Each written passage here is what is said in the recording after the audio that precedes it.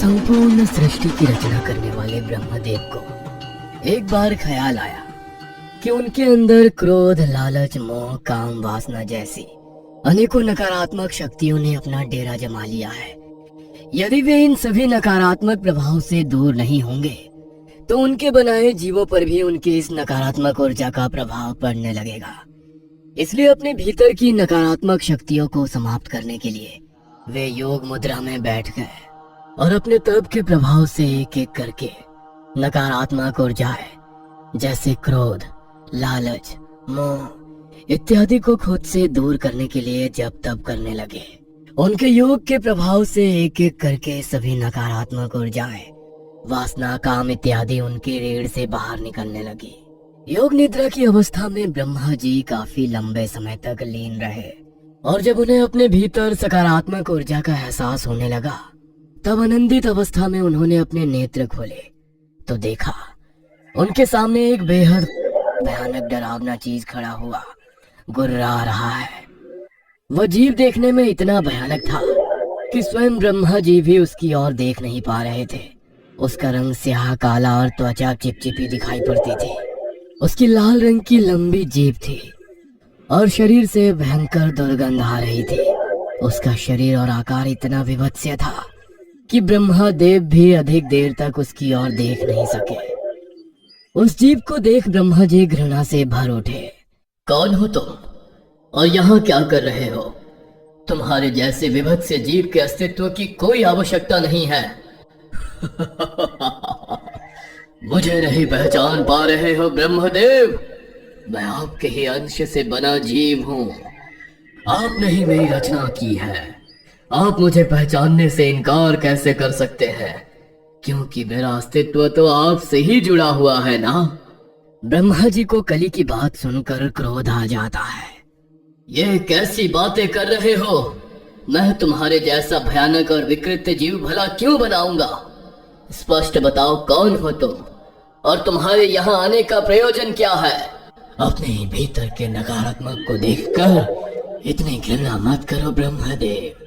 याद करो आपके भीतर की काम, लोभ, लालच जिन्हें योग के माध्यम से आप अपने शरीर से बाहर निकाल रहे थे, उन्हीं ऊर्जाओं से मेरा निर्माण हुआ है। देखो मुझे और एहसास करो भीतर से तुम कितने भयानक और बदसूरत हो। मेरी और दो पल भी देखना। तुम्हें अच्छा नहीं लग रहा ना? किंतु मैं तुम्हारी ही सच्चाई हूँ।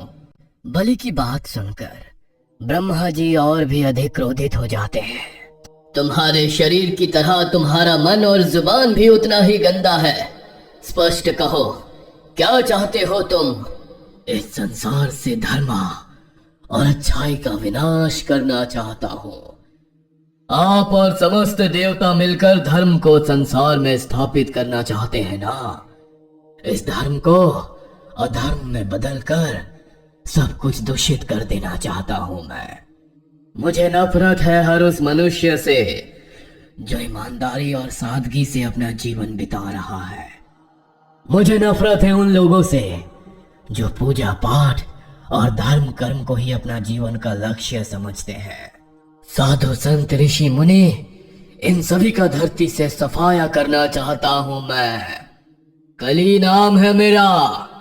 कलयुग का भगवान मैं ही हूँ। अधर्म का स्थापक बनूंगा मैं और धरती पर पाप, व्यभिचार, लोभ, लालच और बेईमानी को हर प्राणी तक पहुंचाऊंगा। धरती पर जितना धर्म, पाप, लोभ और कुकृत्य बढ़ेंगे उतना ही मुझे बल मिलेगा और देखते ही देखते पूरे लोक का स्वामी बन जाऊंगा मैं। देवता सिर्फ देखते ही रह जाएंगे और संसार पर एक राक्षस का राज्य होगा। क्या कहा? मेरी बनाई सुंदर सृष्टि को अधर्म से कलंकित करोगे तुम? अधर्म का प्रचार करोगे? तेरा इतना दुस्साहस? मैं अभी तेरा नाश करता हूँ। इतना कहकर ब्रह्मा जी ने कुछ पलों के लिए अपनी आंखें बंद की और अगले ही पल कालकूट विष का प्याला उनके हाथों में आ गया। इससे पहले कि कालकूट विष कली को स्पर्श कर पाता, कली वहां से भागकर क्षीर सागर में छुप जाता है। ब्रह्मा जी ने जब देखा कि कली पुरुष क्षीर सागर में जाकर छिप गया है तो उन्होंने कालकूट विष को क्षीर सागर में मिला दिया ताकि उस विष को पीकर कली को मृत्यु हो जाए। किंतु कली बड़ी चालाकी से इस विष से बच गया और वहीं सागर में छुपा रहा। दूसरी ओर देवताओं के महाराज इंद्र को स्वर्ग भ्रमण करते हुए दुर्वासा ऋषि दिखाई देते हैं। दुर्वासा ऋषि के पास उस समय एक पुष्पमाला थी। इंद्रदेव का अभिवादन करने के लिए उन्होंने वह माला इंद्र के गले में पहना दी। मैं स्वर्ग का महाराज देवराज इंद्र हूँ और मेरे अभिवादन में दुर्वासा ऋषि ने दिया भी तो क्या, पुष्पों की ये तुच्छ सी माला। मुझे इस माला की कोई आवश्यकता नहीं। घमंड में चूर होकर इंद्रदेव ने वो माला अपने गले से निकालकर अपने हाथी ऐरावत को पहना देते हैं। जैसे ही इंद्रदेव वो माला ऐरावत के गले में डालते हैं, वो उस माला को अपने गले से निकालकर जमीन में गिरा देता है और अपने पैरों के नीचे कुचल देता है। अपने दिए हुए उपहार का ऐसा अपमान देखकर दुर्वासा ऋषि बेहद क्रोधित हो जाते हैं और इस क्रोध में इंद्र को एक श्राप दे देते हैं। मेरा श्राप है कि जिस ऐश्वर्य के अभिमान में तुम मेरा अपमान कर रहे हो वह तुमसे छिन जाएगा। लक्ष्मी तुमसे रूठ जाएगी और तुम्हारे धन बल में भी हानि होगी। तुम्हारे स्वर्ग लोक में त्राही त्राही मचेगी और तब तुम्हें एहसास होगा कि ऋषि के श्राप का क्या अर्थ होता है। दुर्वासा ऋषि के श्राप के कारण देवता कमजोर होने लगे और उनके मान सम्मान और धन में हानि होने लगी, जिसके कारण इंद्र असुरों के साथ हुए युद्ध में हार जाते हैं। पूरे इंद्रलोक में त्राही त्राही मच जाती है। सभी देवतागण अपनी समस्या लेकर भगवान विष्णु के सामने प्रस्तुत होते हैं। ये सब दुर्वासा ऋषि के श्राप का परिणाम है। आप सभी के टूटते बल और यश में होती हानि अब सिर्फ अमृत के सेवन से ही ठीक हो सकती है। किंतु अमृत पाने के लिए सबसे पहले आपको समुद्र मंथन करना होगा।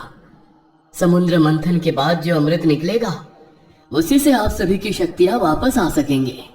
भगवान विष्णु से उपाय सुनने के बाद सभी देवता जाकर समुद्र मंथन करने लगते हैं, किंतु उनकी शक्तियां इतनी कम हो चुकी थी कि अकेले समुद्र मंथन कर पाना उनके लिए संभव ही नहीं था। ऐसे में देवताओं ने असुरों के राजा बलि से मदद मांगी। ठीक है, असुर सेना मदद करने के लिए तैयार है, किंतु हमारी एक शर्त है। समुद्र से निकलने वाले अमृत में आधा हिस्सा असुरों को दिया जाएगा। हालांकि इंद्रदेव अमृत को किसी भी हालत में असुरों के साथ बांटना नहीं चाहते थे, किंतु इस समय उनके पास कोई और चारा भी नहीं था। इसलिए ना चाहते हुए भी इंद्रदेव असुरों को अमृत का आधा हिस्सा देने के लिए तैयार हो जाते हैं। देवता और असुरों के बीच सहमति हो जाने के बाद समुद्र मंथन शुरू होता है। क्षीरसागर में ब्रह्मा जी से बचने के लिए छिपा हुआ राक्षस कली जब असुरों को समुद्र मंथन करते हुए देखता है तो वो भी आकर असुरों के साथ समुद्र मंथन में भाग ले लेता है। मंथन में अमृत से पहले भयानक तेज वाला विष निकलता है। उस विष का पान करना राक्षस या देवता किसी के भी वश में नहीं था, क्योंकि वो ब्रह्मा जी का कली के लिए छोड़ा गया कालाकुट विष था। इस विष की गंध और तेज से ही देवता और असुर मूर्छित होने लगे थे। समुद्र से निकले विष से जब हर और हाहाकार मचने लगा तो उस विष को पीने के लिए भगवान शंकर प्रकट हुए और उन्होंने विष को अपने कंठ में धारण कर लिया। विष को ग्रहण करते समय उस विष की एक बूंद राक्षस कली के ऊपर भी गिर गई, जिसके कारण उसका शरीर समाप्त हो गया। भगवान शिव के विष को धारण कर लेने के बाद मंथन एक बार फिर से शुरू हुआ, जिसके परिणाम स्वरूप समुद्र से अमृत निकला। उस अमृत के निकलते ही देवता और असुरों में छीना झपटी शुरू हो गई। क्योंकि इंद्र ने अमृत का आधा हिस्सा असुरों को देने का वादा किया था, इसलिए असुर भी अमृत में अपना हिस्सा लेने की जिद पर अड़े हुए थे। असुरों को अमृत नहीं दिया जा सकता। यदि असुरों के पास अमृत की शक्तियां पहुंच गई तो तीनों लोकों में हाहाकार मच जाएगा और उन्हें रोकना असंभव हो जाएगा। हम अमृत असुर को देकर उन्हें अमरता का वरदान नहीं दे सकते।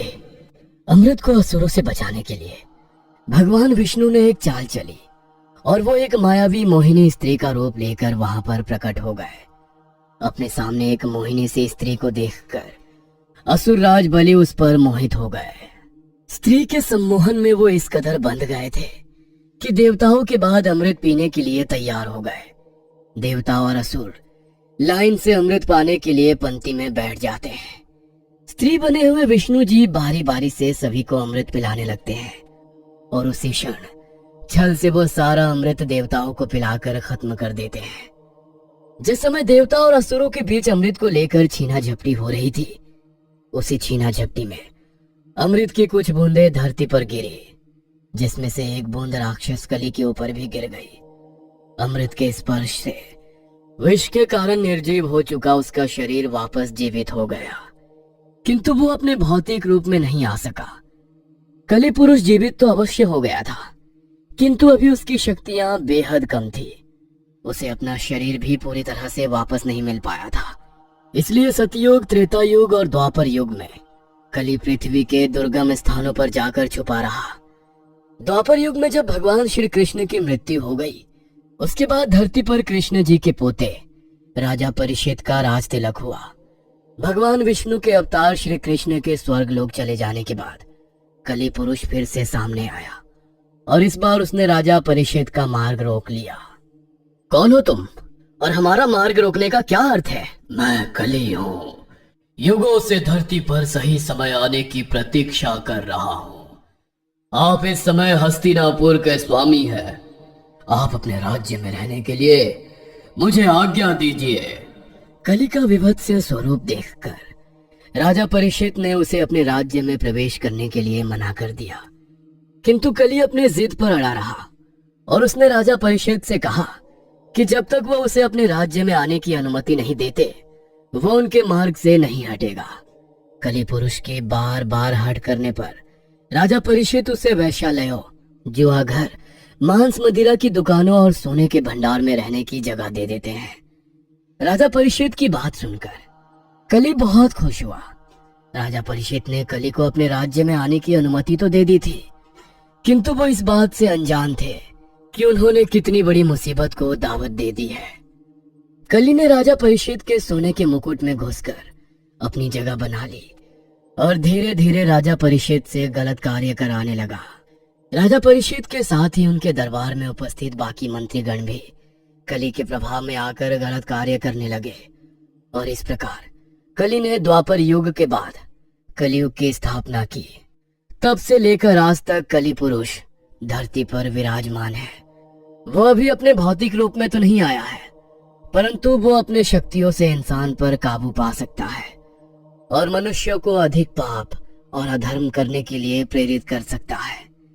जितने भी पाप और गलत कार्य धरती पर बढ़ेंगे, कली पुरुष को उतनी ही शक्ति प्राप्त होगी। जब पाप अपने चरम सीमा पर पहुंच जाएंगे, उस समय कली भौतिक रूप में आ जाएगा और इंसानों पर राज करेगा।